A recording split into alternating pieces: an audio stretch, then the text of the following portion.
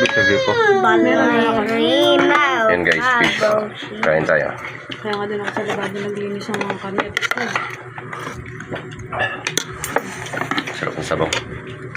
Sabaw atin. Nam nam nam nam nam. Migot kayo para kahit paano yung katas ng isda at gulay. Maano nyo naman?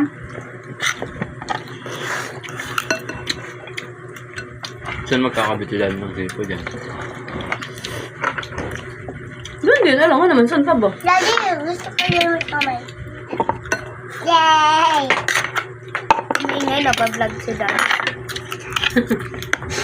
Kakamay na to. Di ba nang Japan ng video? Sabi siya. Ay, mama mo. Dahan-dahan. Ay, sorry ko. Eme lang. Nema lang. Nilagyan ng talong pork, hindi yung kinakain. Nakain ko po. Ayan o. Binagoong guys o. Saan ka? Kala ko, nagbibideo ka lang. Yun. May video. Kawit ako. Sure, fish it hot, ha? Bari kita. Blow it first. Okay naman. Yun ang mga aso na yun. Kung nasa aircon, nakinit na.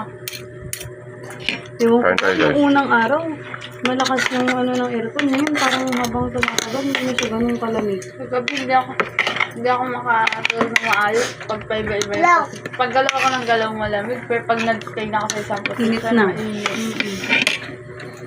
Te.